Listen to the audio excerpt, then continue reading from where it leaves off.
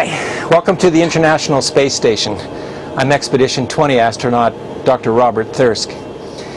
And I'm in the Node 1 module of the station. And this is the Advanced Resistive Exercise Device, better known to my crewmates and I as ARED. Now ARED probably looks like something from a gargantuan movie or from some science fiction horror movie, but it's actually probably our favorite exercise machine on board the station. And it's a mechanical engineer's dream. But a little bit more about ARED later. I'd first like to talk to you about muscle atrophy. You know, living and working in space is one of the most unique experiences that a person could fulfill. Living here is probably the pinnacle of my professional career. But you never get something for nothing. Living in a weightless environment has an impact on the human body. Every single organ system in the human body is affected, including the musculoskeletal system. Now certainly astronauts are busy as we carry out our routine duties aboard the space station each day. We're always in motion, but we don't have to fight the gravity force that we do on Earth. Moving about on the station is very easy with just the slight touch of a finger.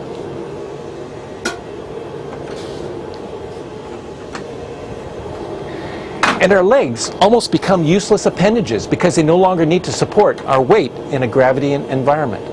So it's not unexpected that our bodies should experience some muscle deconditioning. Well, our muscles do lose mass with time spent in space. I had the privilege of flying on a 17-day space shuttle flight several years ago. And during just that 17-day period of time, the postural muscles in my body, which include my back muscles, my gluteal muscles, my quadriceps, my gastrocnemius, my soleus muscles, lost 10% of their mass. And during this 6-month stay aboard the International Space Station, I can expect a 30% loss. Well, not only do we lose muscle mass at the level of the gross anatomical structure, but we also lose mass at the microscopic structure as well. The muscle fibers decrease in size. With time spent in space, protein synthesis decreases, protein degradation increases. And after the muscle system comes to some type of a steady state or a plateau level, typically within about 4 months of launch, we have about a 15% drop in protein synthesis, and our muscle fibers have shrunk from 20 to 50%. Well, we also lose strength as well as mass in our muscles. We measure strength in our muscles with a torque velocity dynamometer pre-flight and post-flight. For example, when we measure strength at the level of the knee, we find that after a short duration space flight, we'll lose about 10% of the torque that our knee can apply in extension. After a longer duration flight, we can lose up to 30%. You know, but the amount of muscle mass that we lose and the muscle strength that we lose is sometimes discordant. They don't correlate. Typically, we lose more muscle strength than we lose mass. What's the reason for this discrepancy? Well, we're not really sure, but perhaps there's something changing at the level of the muscle fibers, the contractile apparatus, or perhaps there's some muscle damage that's going on, or perhaps there's something at the level of the peripheral nervous system, electromechanical dissociation. That requires a little bit more research.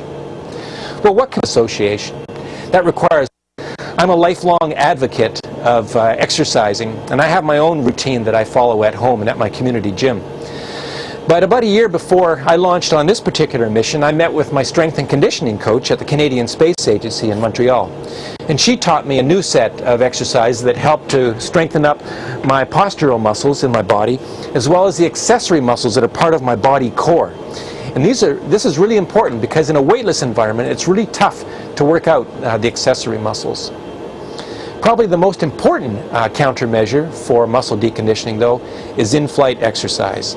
And that's where the treadmill in the Russian service module, the stationary bike in the US laboratory, and ARED in the Node 1 module play an important role. ARED is a resistance type exercise machine. And I can perform the same type of exercises on ARED as I could in my home gym with barbells or dumbbells. So I can perform deadlifts, I can perform bench presses, shoulder presses, heel raises, bicep curls, tricep curls, abdominal crunches, and as you saw a minute ago, I can also perform squats as well.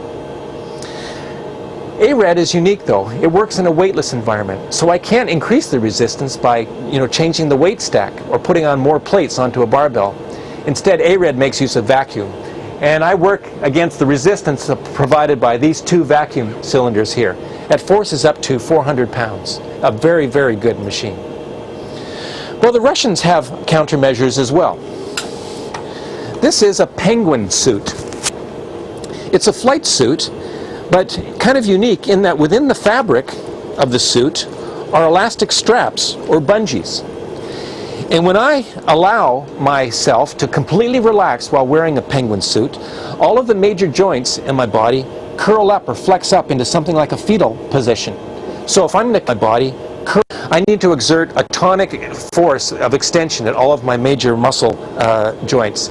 And the Russians feel that this type of tonic muscle force is helpful in preventing muscle deconditioning.